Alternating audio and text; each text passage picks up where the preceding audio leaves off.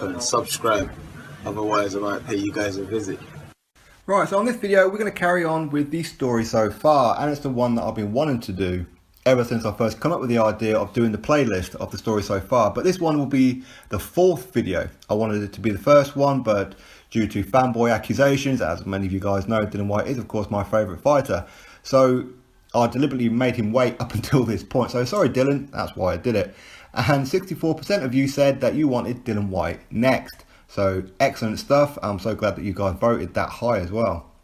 So as usual, this will not be about their personal life. This is purely about their career. Okay, their personal life, you can go find interviews with them if they do them and talk about their personal lives. That's entirely their own beeswax. It's none of my business what goes on in their personal life. This is career only. So Dillian Whyte, born in Port Antonio, Portland in Jamaica on the 11th of April 1988. So 30 years old at the making of this video. He has British nationality, 6'4", fights at heavyweight with a 78-inch reach and is an orthodox fighter. Fights out of Brixton in London and has a current record of 24 victories, only one defeat, with 17 of those by stoppage. And he didn't quite get into boxing to start with. I know many fighters do, but Dillian, like many other fighters as well, started off as another martial art, another combat sport, and he chose kickboxing, and he had a very, very good kickboxing career. In fact, he was ranked number 1 in the UK for 5 years straight at heavyweight with a weight category of 95 kilos and above. He's two-time British heavyweight kickboxing champion by claiming the BIKMA Super Heavyweight British Championship and also the European K1 Championship as well. And he ended his kickboxing career with 20 victories and only one defeat. And before he got into boxing, he had one bout as an MMA fighter, and he stopped Mark Stroud in the first 12 seconds of that fight. So that's his only one fight in MMA where he destroyed his opponent in the very first 12 seconds. But rather than carry on with MMA, he took his hand to boxing when he was offered the opportunity or asked, would you like to become a boxer? He's like, yeah, okay, fine, why not? So in his very first fight as an amateur, he took on one Anthony Joshua, and he defeated him by unanimous decision over 3 rounds and actually dropped Joshua in this fight as well. He only had 5 amateur fights as well, and one of the reasons why he had to cut that short wasn't because he wanted to, but was because he felt he kind of had no choice, because there was some kind of dispute about him being an amateur boxer when he was previously a professional kickboxer. So whatever the reasons are, they rather than him go through it all and keep arguing, he's like, you know what, stuff it, I'm just going to turn pro. And that's exactly what he done, and he signed with Frank Maloney after Frank Maloney seen him sparring with David Haye and others and was impressed with him. So Dillian Whyte, he turns pro and makes his pro debut on the 13th of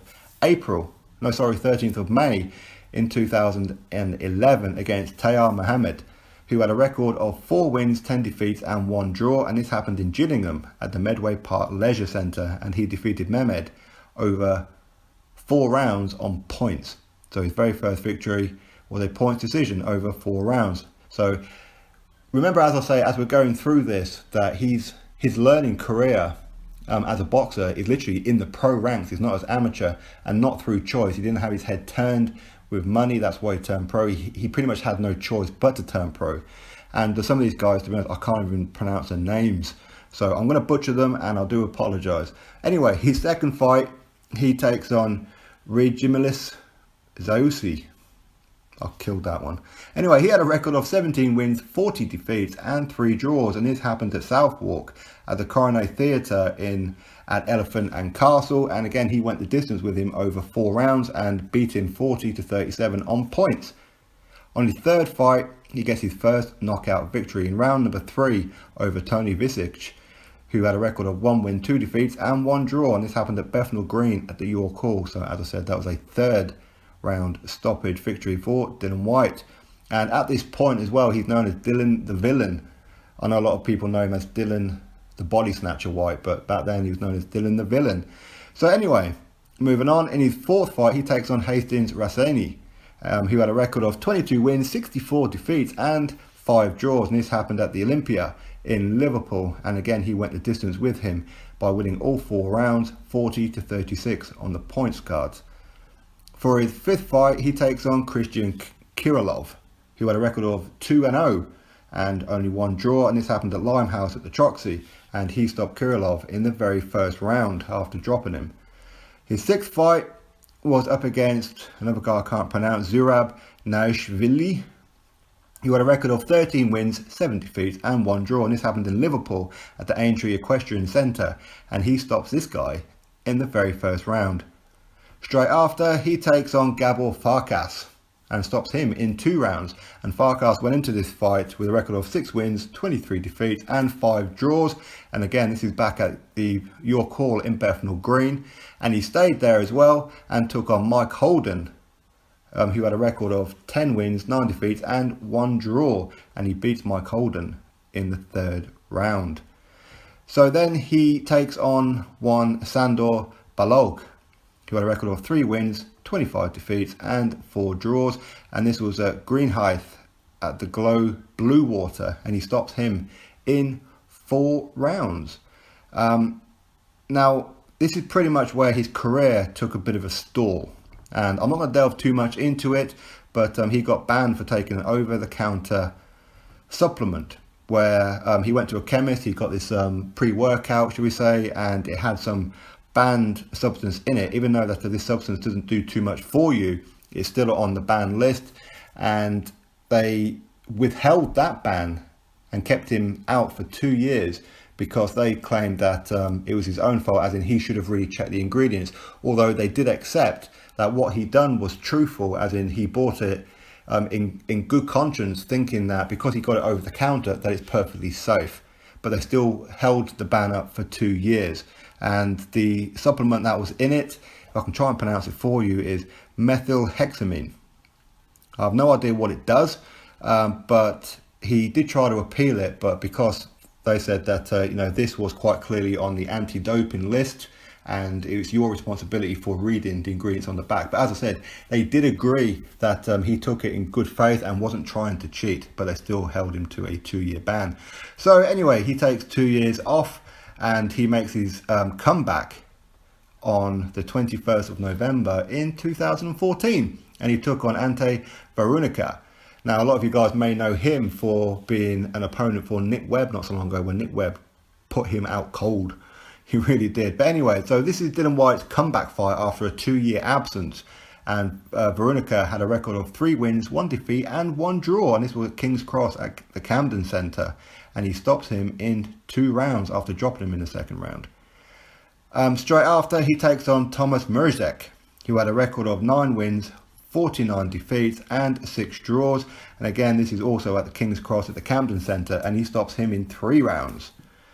So he takes on, after then, Kamil Skolowski, who was 1-0 as well. And this was in Hull at the City Hall, and he stopped him in 3 rounds. He then goes on and takes on Marcelo Nascimento.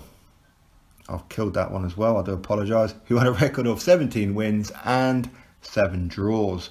17 wins, 7 losses, 0 draws. And again, this is back at King's Cross at the Camden Centre, and he stops him in 2 rounds. 2 rounds, which was originally scheduled to go 8. So this is actually his first 8-rounder, but it only went 2 rounds. So he then steps up to a 10-rounder in his next fight and takes on an undefeated 10-0 Becca Lobindes, whatever. And this happened in Belfast at the Odyssey Arena, and he stops him in 4 rounds. Again, I'm not going to try and pronounce that name again. I'm really not. So anyway, Dillian is dropping opponents quite comfortably now on a bit of a roll as well.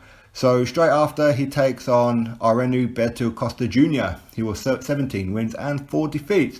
And again, this is back at Hull, and this is at the Craven Park Stadium, and he stops him in the very first round. Then a bit of a step up for him against one Brian Minto, and this was on the 12th of September 2015. Brian Minto had a record of 41 wins and only 9 defeats out of all those, and this was at the O2 Arena in Greenwich, and he stops Minto in round number 3 as well, and this is for the vacant WBC International Silver Heavyweight title. So this is pretty much his opening for his current love affair with the WBC. He seems to be messing him about a lot. Anyway, we won't get into all that. So he then sparks up a bit of a rivalry again with Anthony Joshua. Now, he'd already signed to fight Joshua before he took on Minto as well. But Anthony Joshua, obviously, he beat Joshua in the amateurs. And now this is revenge time for Anthony Joshua and to settle their rivalry. And Dillian Whyte really put Joshua on the pay-per-view trail. He really did. Like prior to this, Joshua wasn't pay-per-view, but Dillian Whyte sold this fight. He came in on purpose as the bad guy, and people bought into his character. And he takes on Anthony Joshua in one hell of a fight. Joshua at this time was 14-0, and this was at the O2 Arena. Now, this was also for the vacant British heavyweight title and for the Commonwealth heavyweight title, and of course Dillian's WBC international heavyweight title. In the very first round, Joshua was pretty much in control, and by the looks of it, it looked like Joshua was going to finish off Dillian in the very first round, but Dillian survived, and Joshua hit him after the bell. Dillian went absolutely mental and was trying to attack Joshua in the break at the end of the first round. They got separated. Luckily enough, they didn't put a halt to the fight. Anyway, round number 2 comes out, and Dillian Whyte, he catches Joshua with a very, very good hook, and Joshua's feet turned to concrete, and suddenly, like, this untouchable force just became a concrete wall. And for a Joshua fan, is looking at him thinking, oh hell, so he's not invincible.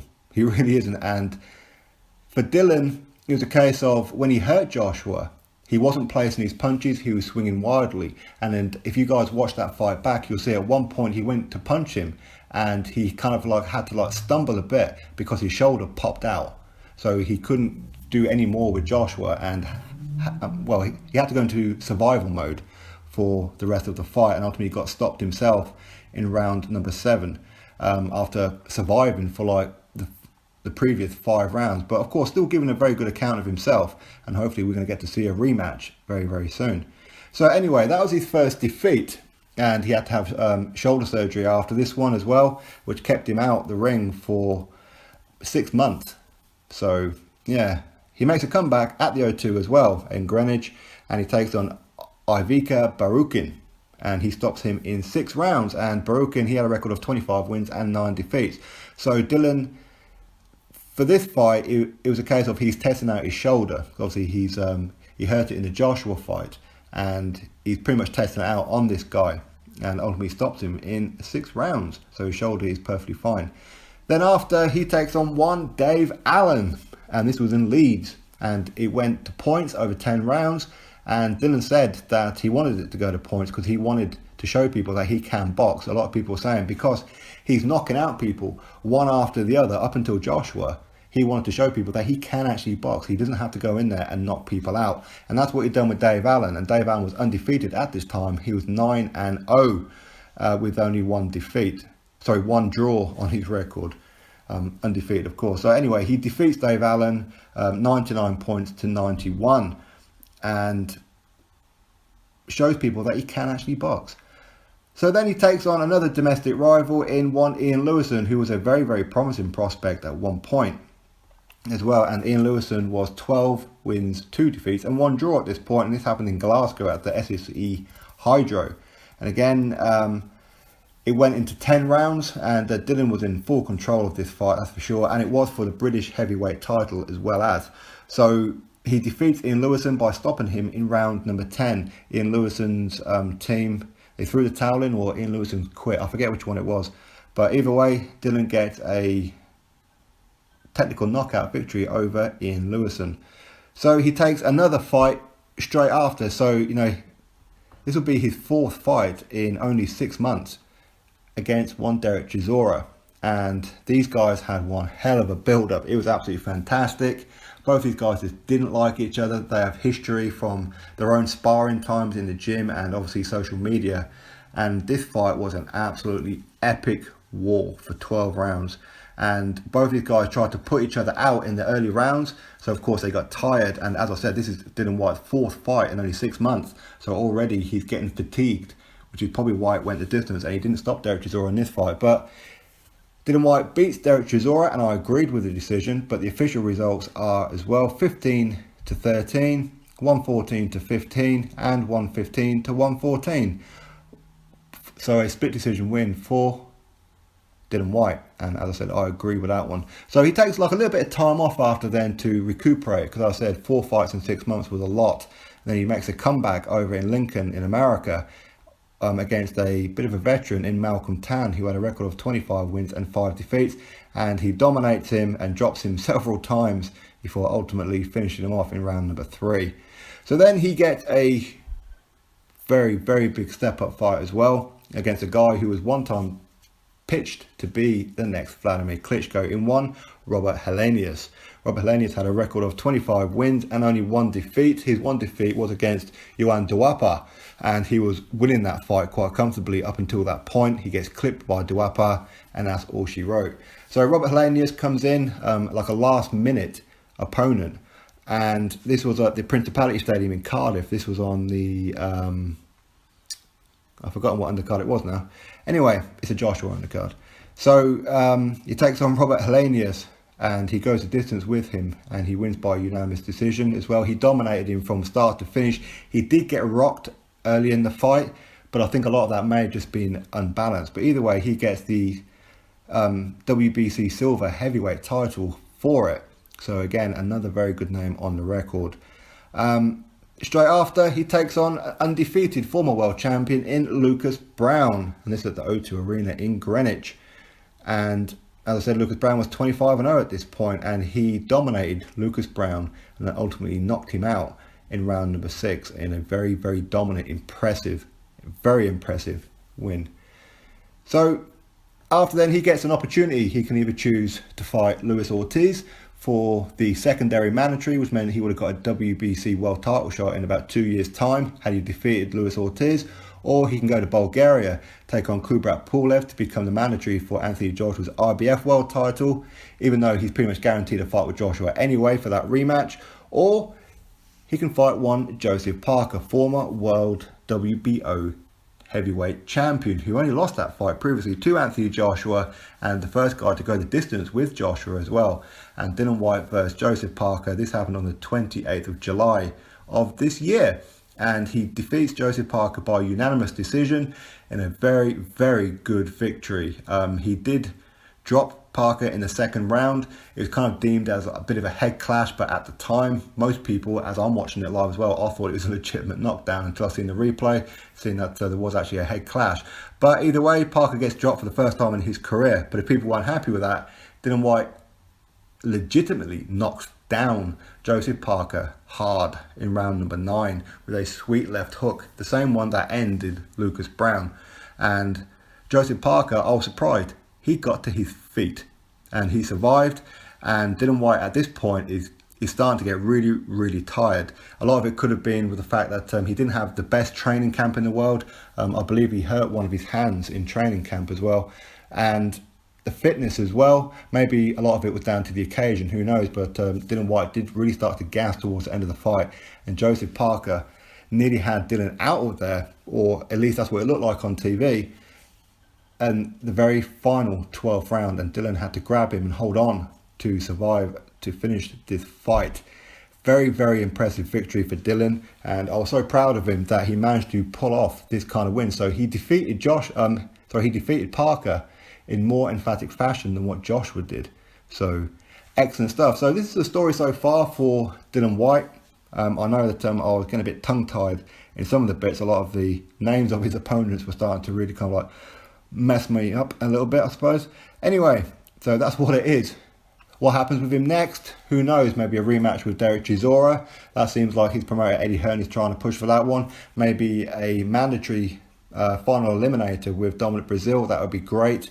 Or a Luis Ortiz would be great as well. But ultimately, he could well be looking at an April 13th date of next year at Wembley Stadium in front of 100,000 people in the rematch against the unified heavyweight champion Anthony Joshua. So this is Dillian Whyte's story so far. You drop your thoughts below and you click that thumbs up as well. Subscribe. Catch you all on the next video.